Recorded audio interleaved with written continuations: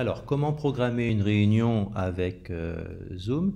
C'est très simple. Alors, on peut le faire à partir de son compte Zoom sur la plateforme Zoom, mais le plus simple est de partir du module qui a été installé sur l'ordinateur, sur votre ordinateur, à partir de l'icône programmer. Une fenêtre s'ouvre. On peut donner un titre personnel à la réunion ou laisser le titre qui est mis par défaut. Les horaires sont à indiquer en étant attentif à ce que le fuseau horaire soit bien celui du lieu où vous vous trouvez. Un numéro de réunion, un mot de passe va se créer automatiquement. Les vidéos sont désactivées, elles peuvent aussi être activées, mais il ne faut pas oublier que si elles sont activées avant même que vous commenciez la réunion, on peut vous voir dans votre intérieur alors que vous n'êtes pas tout à fait prêt pour le cours. Donc il vaut mieux au départ désactiver. Il faut laisser cocher téléphone et audio de l'ordinateur. En effet, il y a des systèmes Zoom où on va associer un téléphone extérieur, mais ce n'est pas le cas pour les cours qu'on organise avec les élèves.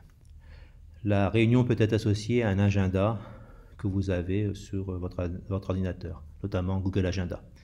Des options avancées qui sont importantes. Activer la salle d'attente qui permet de gérer l'arrivée des élèves.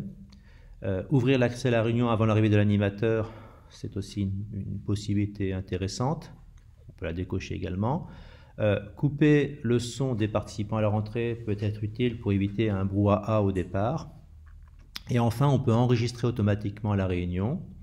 Alors là, il faut être prudent puisque l'enregistrement d'une vidéo suppose l'accord des participants. Il y a là une question de droit à l'image, et c'est encore plus vrai, je dirais, pour des mineurs. Donc il faut savoir ce que l'on fait, où ça va arriver, comment ça va être transmis. Donc il y a là effectivement des éléments à avoir en tête. À noter qu'on peut empêcher les élèves d'enregistrer de leur côté, tout au moins à partir de Zoom.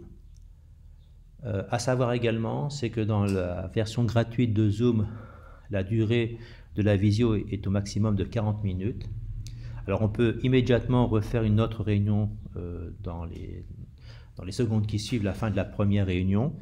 Et il semble que Zoom ouvre de plus en plus en ce moment la possibilité de dépasser les 40 minutes à tous les établissements scolaires. Donc ça devrait se faire, si ce n'est pas encore le cas, et également pour vous. Voilà pour la programmation. On appuie sur programmer. Et on voit effectivement que celle-ci s'affiche sur le petit module. On peut toujours commencer avant, c'est-à-dire aller à la réunion avant l'heure prévue. Et on peut bien sûr la supprimer, la modifier. Également copier l'invitation, c'est-à-dire quand on fait cela, toutes les données de l'invitation seront dans le presse-papier que l'on peut facilement copier sur un mail pour l'envoyer aux élèves. Alors, je précise un peu comment cela se passe. Une fois que l'invitation a été copiée dans le presse-papier, il suffit de se rendre sur sa boîte mail et de la coller pour que les indications de la réunion soient envoyées aux élèves. Alors, l'élève devra, lorsqu'il aura ces indications, copier dans son navigateur le lien d'accès à la réunion. Il faut donc noter qu'il n'est pas nécessaire pour l'élève d'avoir un compte Zoom pour se connecter. S'il a cependant un compte Zoom, à ce moment-là, on lui demandera de donner l'identification des réunions, puis le mot de passe si cela a été proposé au départ lors de la programmation de la réunion. Les autres indications sont inutiles, on peut d'ailleurs même les effacer avant l'envoi.